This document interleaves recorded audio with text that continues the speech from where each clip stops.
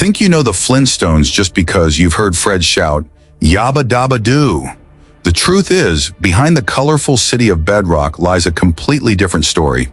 When the Flintstones premiered on ABC in 1960, it wasn't created as a show for young children. It was actually a primetime sitcom aimed at adults, exploring financial pressures, marital conflict, neighborhood friendships, and even habits that children's cartoons today would never dare address. Fred, Wilma, Barney, and Betty lived much like ordinary families in suburban America, except their cars were powered by their feet, their appliances were operated by dinosaurs, and nearly everything came with a rock-themed pun. Over 6 seasons and 166 episodes, the show became a television phenomenon. But behind the scenes, it was filled with rejected ideas, financial disputes, and the threat of lawsuits. Today, we're uncovering the 20 strangest facts about the Flintstones. Stay with us all the way to number 20 because the true inspiration behind the Flintstone family may completely change the way you see this classic show. Number 1. The Great Gazoo and the moment Bedrock entered decline. Any long-running series eventually reaches the moment when everything gets weird. For the Flintstones, that moment drifted in from outer space, taking the shape of a small guy wearing a green helmet and constantly calling everyone dum-dum. Introducing the Great Gazoo, a character voiced by comedian Harvey Korman of The Carol Burnett Show. He crash-landed in Bedrock in October 1965 during Season 6. According to the storyline, Gazoo is an alien from the planet Zetox, banished to Earth as punishment for accidentally building a doomsday device. Fred and Barney happen to stumble upon his spaceship, and suddenly the two fathers are stuck with a magical alien servant, whom ironically only they and the kids can see. Naturally, this leads to Wilma thinking Fred has completely lost his prehistoric mind in every single episode. And this is precisely where things spiral out of control. Gazoo can do anything: materialize objects out of thin air, teleport people instantly, time travel, anything you can name. That is exactly the core problem. A show that originally started as an extremely clever Stone Age sitcom about work, life pressures, and marriage suddenly transformed into a science fiction show with a floating alien who solves troubles using magic. It completely ruined what made the Flintstones successful in the first place. Viewers wanted to see modern problems solved with prehistoric solutions, not with magical shortcuts from outer space. This move was actually a desperate attempt by the producers to save declining ratings by jumping on the magic comedy trend that was very hot at the time, such as Bewitched or I Dream of Jeannie. But instead of saving the show, Gazoo became the classic symbol of what fans call jumping the shark. That is the moment when a show tries too hard to stay relevant, but loses what once made it special. Gazoo appeared in merely 11 episodes before the series was officially canceled in April 1966. The damage caused was irreversible. Viewers found him too annoying, while critics saw this as proof that the production team had completely run out of ideas. Looking back, Gazoo was basically the mascot signaling the show's cancellation. The magic bullet the producers hoped for ultimately turned out to be the final dying breath of the town of Bedrock. Number 2. The car accident that almost silenced Barney Rubble. In January 1961, the Flintstones almost lost its lovable sidekick along with a legendary voice-acting titan. Mel Blanc, the voice behind Barney Rubble, Porky Pig, Bugs Bunny, and a host of Looney Tunes characters, was involved in a horrific head-on car crash on Sunset Boulevard. His sports car collided head-on with another vehicle at a dangerous curve, a spot the city later had to redesign. The collision left Blanc with 2 broken legs, a fractured pelvis, and severe brain trauma that put him in a coma for weeks. His chances of survival were extremely slim, and no one dared to believe he would ever speak again. Yet a miracle happened. Blanc's resilience helped him step by step push past the boundary between life and death. While he was recovering, Hanna-Barbera asked Daws Butler to temporarily voice Barney for 5 episodes to keep Bedrock running. After all, Butler had voiced the role in the original pilot film, so he had no trouble stepping in. As soon as he recovered somewhat, Blanc didn't even wait until he could walk into a studio himself. Hanna-Barbera went all out by bringing an entire recording setup straight to his hospital bed. The rest of the cast, refusing to record without Blanc, all gathered inside the room to finish the work right alongside him. If you listen closely to the episodes after the accident, you will notice Blanc's Barney voice has a slightly deeper tone. But despite that near-fatal incident, Bedrock never missed a beat, and Mel Blanc continued to live his voice-acting passion to the fullest. Number 3. The Rubble's Journey to Parenthood. The Flintstones possessed a natural talent for weaving real-world issues into the show. One of the most unexpected and emotionally touching storylines was Barney and Betty Rubble's journey to parenthood. After the birth of baby Pebbles brought in record ratings, the writers decided to continue developing the family storyline by focusing on the Rubbles. What followed touched upon a topic that early 1960s television rarely dared to mention: infertility and adoption. In the season 4 episode Little Bam Bam, the show took an extremely bold step.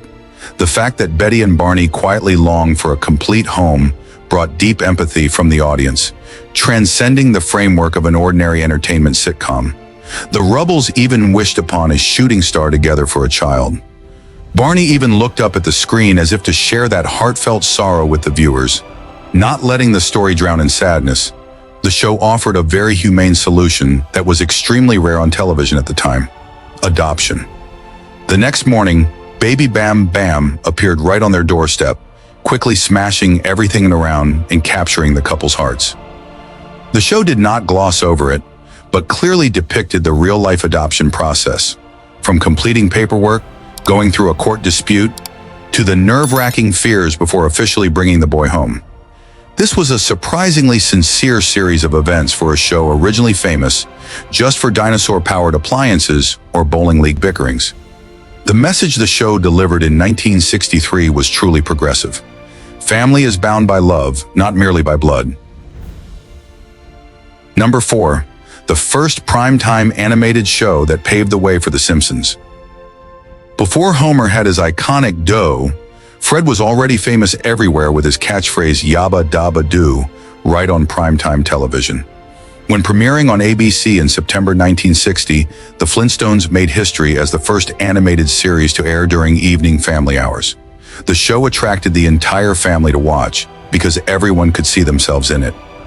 Adults loved the relatable jokes about money, quarry work, tough bosses, and marriage dynamics. Children were captivated by the slapstick humor with the prehistoric creature lineup, like the record player powered by a pterodactyl beak. Because it targeted adults, the show's first sponsor was Winston Cigarettes. Throughout the first 2 seasons, Fred and Barney even appeared in commercials to urge viewers to buy cigarettes. By season 3, when Pebbles was born and more children tuned in, the network realized it was inappropriate, so they cut the cigarette ads and switched to sponsorship by Welch's grape juice for a healthier image. Furthermore, the show was extremely bold for its time by having Fred and Wilma share a single bed. Back then, showing a married couple sleeping in the same bed on television was considered quite taboo. The Flintstones held the record for the longest-running primetime animated series for nearly 30 years, until it was overtaken by The Simpsons in 1997. Without Fred's pioneering footsteps, we probably wouldn't have The Simpsons or Family Guy today. Number 5. When Betty Rubble got a new voice. Everyone knows Barney's voice changed after Mel Blanc's horrific car accident, but few people noticed that Betty Rubble's voice changed too. Most fans didn't even realize it, even though it happened right in the middle of the show's run. The original voice of Betty Rubble was Bea Benaderet, a radio and television veteran who possessed one of the most recognizable voices in the industry. Before Bedrock, she was a familiar face on the George Burns and Gracie Allen show, and a key staple of old-school radio comedy. From 1960 to 1964, Benaderet gave Betty her signature charm, sweet yet feisty, the perfect balance to Barney's lovable goofiness. But after 4 seasons, Hollywood came calling. Benaderet was offered the lead role in the new CBS sitcom, Petticoat Junction, playing Kate Bradley. At first, she tried to do both jobs, recording Betty's voice while filming her live-action series. However, the schedule was too brutal, and she eventually had to choose. She picked the starring role and said goodbye to Bedrock. Enter Jerry Johnson, who took over the role of Betty for the final 2 seasons of the show. Here is the impressive part. Johnson's impression was so spot on that most viewers never even realized a change had occurred. Same tone, same warmth, same delivery. Johnson went on to voice Betty in numerous specials and spin-offs for years after the original series ended, making her version of the character just as iconic as Benadere's. It was one of those seamless handoffs that showed how well the Flintstones kept the machine running, even when the people behind the voices moved on. Whether it was B. Benaderet or Jerry Johnson at the microphone, Betty Rubble sounded exactly as she needed to. And honestly, that is pretty impressive for a show that was basically winging it half the time. Number 6. The Flintstones almost became the Flagstones. Imagine tuning into your TV in 1960 and hearing the song, "Welcome to the Flagstone Family." Sounds just as dry as a geology textbook. Hanna-Barbera almost got caught in the mistake of a lifetime and had to frantically scramble at the last minute to save the entire show. In the pilot episode created in 1959, the two main characters, Fred and Wilma, originally had the last name Flagstone, not Flintstone. This name made it through multiple production stages, appeared on promotional materials, and even made its way into voice recording sessions. Until one day, someone suddenly remembered to check if anyone had already registered the name. The result was a harsh reality check. The Flagstone family had already been happily appearing for years in King Features' hit comic strip, Hi and Lois. A brand new studio like Hanna-Barbera certainly wasn't foolish enough to launch its very first primetime series with a messy copyright infringement lawsuit in court. With the premiere deadline just weeks away, the entire team plunged into utter panic. They desperately looked for alternative options. The name The Gladstones was briefly considered and then scrapped immediately, before the team settled on the absolute winner, the Flintstones. The new name sounded punchy, memorable, and set a perfect foundation for a countless number of prehistoric puns later on. Honestly, having Fred be called Fred Flagstone just sounds wrong and awkward somehow. So next time that familiar theme song plays in your head, count yourself lucky that we don't have to sing Meet the Flagstones. Thank goodness someone caught it in time before millions of dollars in merchandise got printed with the wrong name. Otherwise, it would have been a real yabba-dabba disaster. Number 7. When Hollywood moved to Bedrock. By the mid-1960s, the Flintstones had exploded into a primetime phenomenon so successful that the biggest real-life Hollywood stars lined up for a chance to voice their own animated counterparts. Decades before The Simpsons or Family Guy turned celebrity guest cameos into a fine art, Fred and Barney were hanging out with A-list celebrities. The most famous was Anne Margaret, reimagined as Anne Margrock. The talented singer and actress personally voiced her character in the Season 4 premiere, Anne Margrock Presents, which aired in September 1963. In this episode, she plays a glamorous Holly Rock movie star whom Baby Pebbles idolizes. When coming to Bedrock for a concert, she accidentally stays at the Flintstones' house. Funnily enough, Fred and his wife have no idea she is a huge star and casually ask her to babysit Pebbles. Anne Margaret didn't just phone it in. She personally performed 2 songs using her real singing voice, the sweet ballad The Littlest Lamb as a lullaby, and the lively rock and roll track I Ain't Gonna Be Your Fool No More. It was a perfect blend of animation and variety show entertainment. Next up was actor Tony Curtis, appearing as Stony Curtis in the Season 6 episode The Return of Stony Curtis. The movie star comes to Bedrock to film Slave Boy, a parody of his own famous role in Spartacus. Wilma and Betty happen to win a big contest. Stony has to come to their home and act as their servant for an entire day. As for Fred, true to form, he immediately gets insanely jealous before suddenly deciding he wants to become an actor himself. Curtis fully displayed his suave charm, giving the episode a touch of silver screen luxury rarely seen in a show about talking dinosaurs. The prestigious guest list didn't stop there. Elizabeth Montgomery and Dick York also touched down in Bedrock as their characters Samantha and Darren, creating a seamless cross-promotional crossover with the hit TV show Bewitched. At a time when celebrity guest voice acting was still a brand new concept, the Flintstones turned Bedrock into every star's dream destination. Hollywood officially moved to the Stone Age, and everyone wanted a piece of the action. Number 8. The baby that made television history. Back in 1963, America pulled off a miracle when turning the birth of an animated character into one of the biggest events of the 60s. All eyes were glued to the Season 3 episode, The Blessed Event, which aired in February 1963, turning a standard sitcom plot into a burning hot topic around the globe. But the game actually began long before Wilma was admitted to Bedrock Hospital. Hanna-Barbera launched an unprecedented marketing campaign, hosting a global contest inviting viewers to guess the baby's name, weight, and gender. In the end, the winning entry with the name Pebbles belonged to an anonymous butcher in Florida. Just by filling out a postcard, he snatched a trip around the world along with $2,000 in spending money. You have to admit that name sounded both adorable and spot on for the modern Stone Age spirit. This massive buildup yielded sweet fruits. Millions of people packed in front of the small screen just to watch an animated character give birth, making it one of the highest viewed episodes in television history at the time. This event proved something that even Hanna-Barbera probably didn't expect. Viewers didn't just turn on the TV to watch rock puns or pet dinosaurs. They truly loved and lived alongside the characters. The episode made headlines everywhere, from fan mail pouring in constantly, buzzing news coverage, to water cooler chats the next morning. Even if rewatching it on reruns today won't fully recreate the feverish atmosphere of that year's contest, the suspense when they reveal the baby girl's name and gender remains completely intact. Pebbles' arrival wasn't simply adding another character to the cast. It was a landmark proving that the Flintstones had gone far beyond the boundary of a lighthearted animated show, officially stepping up to a new level to become a deeply influential pop culture icon. Number 9. The theme song took 2 whole seasons to appear. Surely right now in your head you've already started humming that familiar melody, Flintstones, Meet the Flintstones. They're the modern Stone Age family.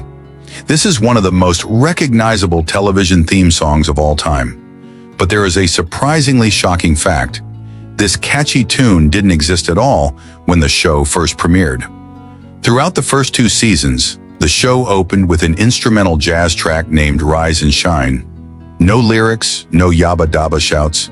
The music sounded like it belonged in a smoky bar rather than a cartoon about a prehistoric family. It wasn't until Season 3 that the song Meet the Flintstones officially made its debut and instantly fit the vibe of the show perfectly. This masterpiece was composed by Hanna-Barbera musician Hoyt Curtin, with lyrics penned by founders William Hanna and Joseph Barbera themselves. Legend has it that Curtin finished it in a panic when production fell behind schedule, before arranging it for a full jazz orchestra of 22 musicians along with the Randy Van Horn Singers Group. The result produced an instant classic masterpiece. There is a very interesting musical detail. The melody of Meet the Flintstones was built on jazz rhythm changes, the exact same structure as countless standard swing tracks like I Got Rhythm. So yes, Fred Flintstone's theme song has legitimate musical roots. Take that, snobs. The version we all know, the version where the singers belt out, "We'll have a gay old time," carries big band energy that makes it feel half cartoon and half nightclub act. The main cast even recorded their own version for an album released in 1961, but Curtin's brilliant orchestral arrangement is the one that lasted forever. What started as a last-minute panic became one of the most iconic theme songs in television history. Ever since the song blared in Season 3, the town of Bedrock truly found its voice, and we viewers have been singing along to it for decades. If you could travel back in time to the town of Bedrock, would you rather try driving a foot-powered car or try an animal-powered washing machine? Leave a comment below. I really look forward to reading your answers.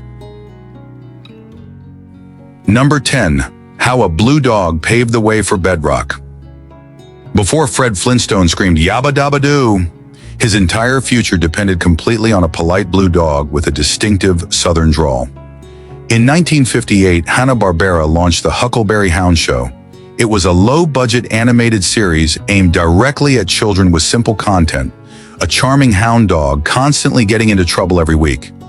But then something strange happened. By 1960, a nationwide survey revealed that nearly half of the audience watching Huck were actually adults. This information immediately caught Hanna-Barbera's attention. At the time, television animation was strictly pigeonholed as pure children's product made only for Saturday morning, never having a chance to appear in prime time. But if adults were willing to turn on the TV to watch a talking dog, what would happen if they made a show aimed directly at a mature audience? William Hanna and Joseph Barbera had a light bulb moment. They had already proven their ability to conquer all ages through Tom and Jerry, but their subsequent television projects were still considered kid stuff. The older viewership from Huckleberry Hound was the perfect ammunition, giving them the confidence to pitch a bold idea: an animated sitcom broadcast in prime time. They took the formula of popular sitcoms like The Honeymooners, wrapped it in cartoon humor, and built a modern Stone Age family accessible to everyone. When The Flintstones premiered in 1960, it officially became the very first primetime animated sitcom, where parents could comfortably enjoy it without feeling like they were watching alongside kids. None of that would have been possible without that humble blue dog, the element that proved animation wasn't just for children. Without the unexpected success of Huckleberry Hound, there would be no Town of Bedrock, no primetime animation, and no wave of adult animation later on. Sometimes the greatest turning points in television history come from the place you least expect: a southern hound dog accidentally proving that cartoons can grow up. Number 11. Jackie Gleason almost yabba dabba sued. Before becoming a cultural icon, the Flintstones faced the threat of being erased from television broadcasts due to legal trouble. This threat came from a furious Brooklyn bus driver, Jackie Gleason, the creator and star of The Honeymooners. In the early 1960s, he realized this prehistoric family looked awfully familiar. Fred Flintstone was nothing short of a Ralph Cramden clone holding a club. Barney Rubble was simply Ed Norton wearing animal skin, while Wilma and Betty endured just like Alice and Trixie. Even Alan Reed, the voice behind Fred, had worked for Gleason and brought that exact same energy into the role. Lawyers insisted Gleason was guaranteed to win if he sued Hanna-Barbera for copyright infringement, with enough leverage to wipe the Flintstones off the air completely. However, they asked him one decisive question: do you really want to be remembered as the man who pulled the plug on Fred Flintstone? That single question gave Jackie Gleason pause. Better to let it pass than become the guy who destroyed a roaringly popular primetime animated series. As for Hanna-Barbera, they openly admitted The Honeymooners was the greatest comedy show of its era and hugely influenced their work. Even so, they always considered the comparison a high compliment rather than a transgression. In the end, the Town of Bedrock survived untouched, not because copyright law protected it, but simply because Jackie Gleason didn't want to carry that kind of legacy. Number 12. The 1994 live-action movie shook the 90s. In 1994, Hollywood went big when deciding to bring Bedrock to the big screen with a massive live-action blockbuster project, and somehow it turned out to be a roaring success. The Flintstones, produced by Universal, created one of the biggest box office shocks of the decade, completely ignoring the fact that critics lined up to relentlessly trash it. The film even won 2 Golden Raspberry Awards for its screenplay, but theater-going audiences couldn't have cared less. The movie opened with the largest May opening weekend box office revenue in history at the time, comfortably holding the top spot for 2 consecutive weeks. By the end of its theatrical run, the film landed at number 5 among the highest-grossing movies of 1994, pocketing nearly $342 million USD worldwide on a budget of just $46 million USD. That achievement placed Bedrock right behind legendary titles like The Lion King, Forrest Gump, and True Lies. An unbelievable outcome for a prehistoric sitcom brought to real life. The ensemble cast achieved total perfection. John Goodman stepped into the role so naturally it felt like he was born to shout, "Yabba dabba doo!" Rick Moranis fully captured Barney's goofy and loyal nature, while Elizabeth Perkins and Rosie O'Donnell completed the amazing puzzle for the Flintstone and Rubble Quartet. The appearance of Halle Berry as the seductive Sharon Stone, along with Elizabeth Taylor in her final theatrical film role of her career, turned Bedrock into a prehistoric version of Beverly Hills. The B-52s even renamed themselves the BC-52s to record a remix of the classic theme song, which immediately surged straight into the Billboard Hot 100 chart. Behind the scenes, production was completely chaotic, as the film spent nearly 10 years in development and drained the brainpower of an estimated 35 screenwriters before locking in the final script.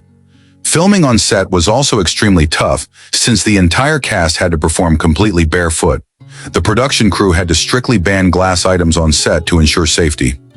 John Goodman later joked that the scorching heat, along with walking barefoot, was the hardest challenge of bringing Fred to screen. The film also paid special tribute to early legends.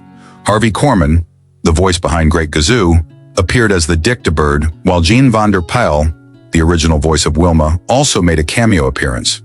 It was her final on-screen connection to the character she had been attached to for decades. Even if critics ripped the script apart to complain, the set design, costumes, special effects, and solid acting from the cast earned sincere praise. Most importantly of all, the record-breaking box office numbers smashed every single criticism.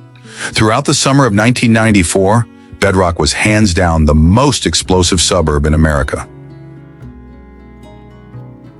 Number 13. Wilma's voice and the $15,000 decision. Jean van der Pijl was the person who breathed life into Wilma Flintstone with warmth, charm, and a powerful yell of "Fred!" strong enough to instantly stop a brontosaurus in its tracks. However, what she didn't possess was a crystal ball to predict the future. Van der Pijl's story is a prime example of how back in the 1960s, nobody could imagine that cartoons would eventually transform into billion-dollar franchises. Throughout the show's run, she earned $250 per episode, a standard rate for voice acting work at the time. When the series wrapped up in 1966, she faced what seemed like a very simple choice: take a $15,000 lump sum, buy out immediately, or gamble on syndication residual payments if the show was ever rerun on television later on. The problem was, back then, believing in syndication royalties for cartoons sounded utterly absurd. Animation was treated as disposable entertainment, airing once and then vanishing forever. In contrast, $15,000 in 1966 was a massive amount of cash, equivalent to around $140,000 in today's currency. So Van der Pijl played it safe and took the cash option. It wasn't a foolish decision, but an extremely smart choice based on everything people knew about the television industry at the time. Except, the Flintstones never vanished. The show became a rerun juggernaut spanning over 60 years, generating billions of dollars from syndication, merchandise sales, and spin-offs. Van der Pijl spent the rest of her life self-deprecatingly joking about that past decision.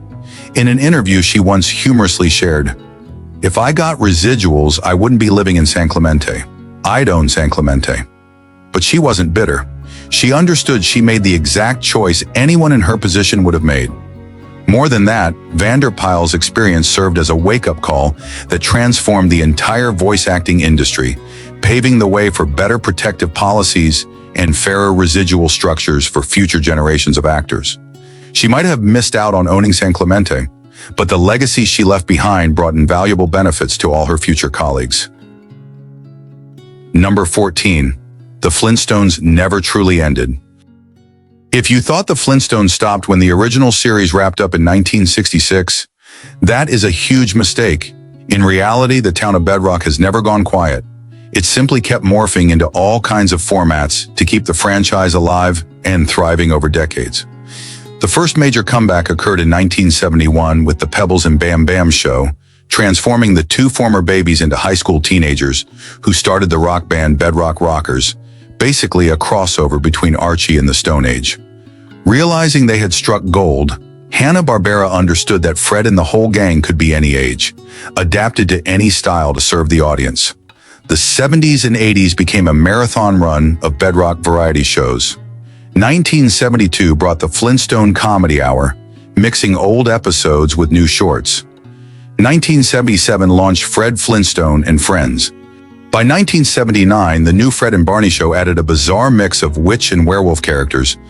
Moving to 1980, the Flintstone Comedy Show ballooned into a 90-minute block, stuffed with everything from Bedrock Police, mystery-solving teens, to a revived version of Captain Caveman.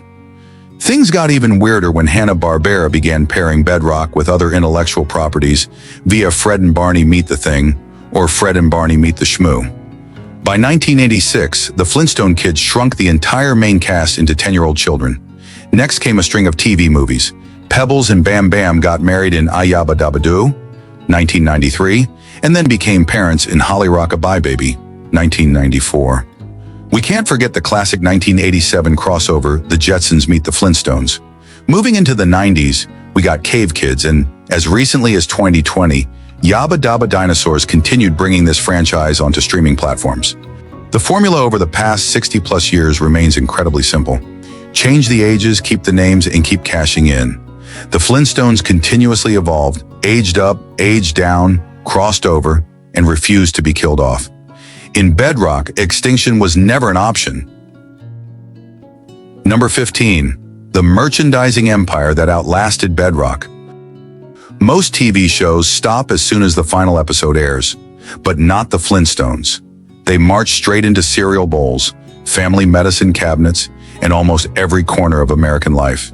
For over 60 years, Fred, Wilma, and Barney have maintained a massive presence, turning a 6-season sitcom into one of the longest-running licensing cash cows in history. Look at the breakfast table first. In 1971, Post Foods launched 2 cereals, Fruity Pebbles and Cocoa Pebbles, making Fred and Barney permanent brand mascots. In countless commercials, Barney constantly plotted schemes to steal Fred's cereal. Notably, these are the 2 longest-lasting TV character spin-off cereal brands still sold on store shelves today. In fact, kids today still obsess over them without ever having watched a single episode of the Flintstones. But Bedrock didn't stop at breakfast. In 1968, Miles Laboratories, later Bayer, introduced Flintstones chewable vitamins shaped like the show's cast. Parents trusted them, while kids happily ate them like candy. Decades later, this remains one of the top-selling children's vitamin brands in America. It didn't end there either. The Flintstones imagery appeared everywhere. Toys, lunchboxes, board games, apparel, and even Bedrock City theme parks where visitors could ride dinosaurs and stroll through real stone houses. By the 1970s, the Flintstones had become a true lifestyle brand before that term even existed. The show was canceled back in 1966, but its merchandising machine kept churning out money for decades and shows no signs of stopping. And those are the 20 craziest facts about the Flintstones, 1960. A show that proved our childhood was way more wild than we ever imagined. Which fact on today's list surprised you the most? Let me know your thoughts in the comments below. Thank you so much for sticking with the video until the very end. If you found this content entertaining, don't forget to hit like, share, and subscribe to the channel so you don't miss any upcoming childhood decoding journeys. And now, goodbye and see you all in the next videos.